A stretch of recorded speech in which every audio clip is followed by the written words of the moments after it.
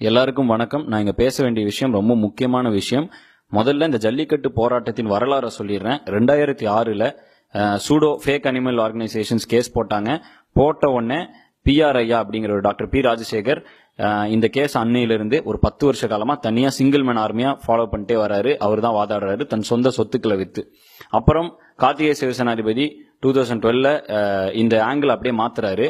வீர விளையாட்டுன்னு போயிட்டு இருந்த விஷயத்த native breed preservation breeding science அப்படின்னு ஆங்கில மாத்துறாரு. ஸோ இப்படிதான் இந்த போராட்டம் வந்துகிட்டு இருந்துச்சு அமைதியான வழியில.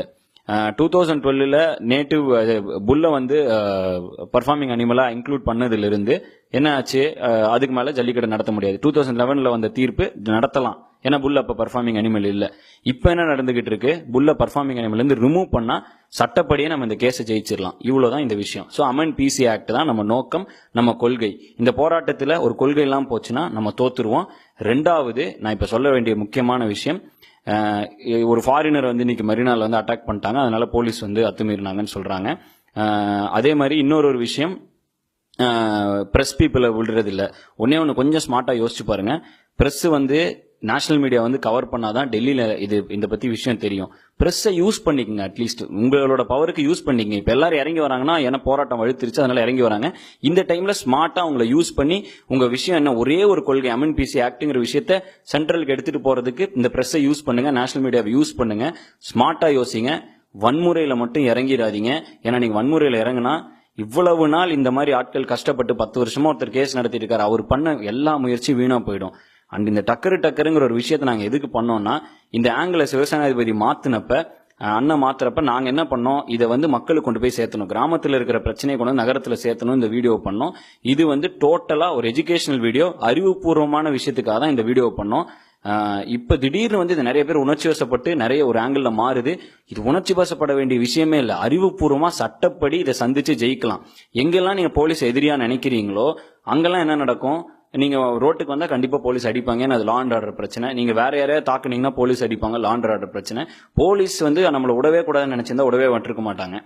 இப்ப போலீஸ் நம்ம பாதுகாவலர்களா நம்ம யூஸ் பண்ணிக்கணும். ஏன்னா அவங்களும் பாதுகாப்பு தர ரெடியா இருக்காங்க. சட்டையை கழட்டினா உள்ள இருக்கிறது ஒரு தமிழன் தாங்கிறதையும் புரிஞ்சுக்குங்க. நம்மளுடைய எதிரி யாரு, இந்த கேஸ் எல்லாம் போட்டாங்க பாத்தீங்களா, அந்த ஆட்கள் தான், இந்த ஃபேக் அனிமல் ஆர்கனைசேஷன்ஸ் தான் நம்ம எதிரி. அவங்கள தான் நீங்க டார்கெட் பண்ணுமே தவிர, எவ்வளவுக்கு எவ்வளவு போலீஸை டார்கெட் பண்றோமோ அவ்வளோக்கு அவ்வளோ அவங்க அங்க ஒரு ஏசி ரூம்ல உட்காந்து ஜாலியா இந்த வீடியோ எல்லாம் பார்த்துட்டு இந்த கிளிப்பிங் எல்லாம் பார்த்துட்டு சிரிச்சிட்டு இருப்பாங்க. நாங்க டக்கர் போட்டதும் ஒண்ணுதான், ஒரே விஷயத்துக்காக தான். அலங்காநல்லூர்ல முதல் இந்த போராட்டத்துக்கு நாங்க தான் முதல்ல போய் அதை ஆரம்பிச்சுட்டோம். அதுவும் எதுக்குன்னா, நாங்க எங்க கொள்கையை பதிவு பண்ணதுக்கு தான் போனோம். நானும் பிஆர் ஐயா சேனாதிபதி எதுக்கு போனோம்னா, ஊர் பொதுமக்களுடன் அமைதி ஊர்வலம், எங்களுக்கு அமெண்ட் பிசி ஆக்ட் பண்ணி பர்ஃபார்மிங் அனிமல் புல்லை எடு, எங்களுக்கு ஜல்லிக்கட்டு நடக்கணுங்கிறதுக்காக தான் போனோம். அது திடீர்னு அங்கிருந்து வேற ஆங்கிள் அந்த போராட்டம் மாறிச்சு. பிஆர்ஐ எங்களை உடனே கிளம்பு, இது உணர்ச்சி வசமான போராட்டமா மாறிட்டு இருக்குன்னு எங்களை அனுப்பிச்சு விட்டாரு. முடிஞ்சு மெரினாக்கு அதே தான் அட்ரஸ் பண்ண, அமைதியா இருங்க அப்பதான் ஜெயிக்க முடியும்னு. நம்ம இப்ப உணர்ச்சி வசப்பட்டு அறிவுபூர்வமா போராடாம விட்டுட்டோம்னா, ஒரு 10 வருஷ காலமா இந்த மாதிரி ஆட்கள் உண்மையான ஹீரோக்கள் போராடிட்டு இருந்தாங்களா, அவங்களோட எல்லா முயற்சியும் வீணா போயிடும். ஜல்லிக்கட்டு வர்றதுக்கான வாய்ப்பும் இல்லாம போயிடும். ஏன்னா நீங்க எவ்வளவு வன்முறையில் இறங்குறீங்களோ அவ்வளோ இந்த ஃபேக் அனிமல் ஆர்கனைசேஷன் பீட்டா இவங்களுக்கு எல்லாம் செம கொண்டாட்டமா இருக்கும். ஜாலியா அதை எவிடன்ஸ் எடுத்துக்கிட்டு இருப்பாங்க. அலங்காநல்லூர் நடந்ததும் அதே தான். அமைதி ஊர்வலத்துக்கு நடுவில் ஒருத்தர் காலை அவுத்து விட்டாரு. போலீஸ் எல்லாரையும் அடிச்சு விரட்டினாங்க. கொஞ்சம் யோசிச்சு பாருங்க, அந்த காலை யாராவது குத்தி இருந்துச்சுன்னா பீட்டா அதை அழகா வீடியோ எடுத்து அடுத்த வருஷம் ஜல்லிக்கட்டு விடாம பண்ணிருப்பான். ஏன்னா அதுதான் அவங்க இத்தனை வருஷமா பண்ணிக்கிட்டு இருக்காங்க. ஏதோ ஒரு அசம்பாவித்தத்தை அழகா கேப்சர் பண்ணி அதை வேற மாதிரி பிரசென்ட் பண்றது. இப்ப ரொம்ப நம்ம இருக்க வேண்டிய விஷயம். இப்ப நான் நேரா கோயம்புத்தூர் போயிட்டு இருக்கேன், மதுரையில இருந்தேன். இப்ப இன்னைக்கு நேற்று சென்னை, நைட்டு சென்னை, இன்னைக்கு காலையில இருந்து அடுத்து என்ன நேஷனல் மீடியா உள்ள கொண்டு வரதுக்காக சேனாதிபதி என்ன ட்ரை பண்ணிட்டு இருந்தாரு. அந்த வேலையில இருந்தோம். எல்லா வேலையும் விட்டு நீங்களும் எல்லா வேலையும் விட்டு போராடுறீங்க, நாங்களும் எல்லா வேலையும் விட்டு ஏன் இப்படி எல்லாம் போயிட்டு இருக்கோம்னா, எல்லாரும் எஜுகேட் பண்றதுக்கு. இந்த வீடியோ பாத்தீங்கன்னா உங்க பக்கத்துல இருக்கிற நண்பனை எஜுகேட் பண்ணுங்க. நண்பா, நம்ம போராட வேண்டியது உணர்ச்சி வசப்பட வேண்டியது இல்லடா, நம்ம எஜுகேஷனலா நம்ம போராடணும்டா, கொஞ்சம் அறிவுபூர்வமா போராடணும்டா.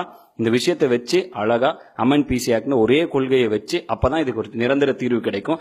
நமக்கு தேவை யாரும் சாவடிக்கிறது இல்ல, நிரந்தரமா ஒரு தீர்வு வேணும், ஜல்லிக்கட்டு வேணும். அதுக்கு let us remove bull from the performing animals அப்படின்னு சொல்லி அமெண்ட் பிசி ஆக்ட்னு சொல்லி ஒரே கொள்கையை ஒரே நோக்கத்தோடு போக்கஸ்டா அமைதியா போராடினா இதுக்கு நிரந்தர தீர்வு கண்டிப்பா உண்டு.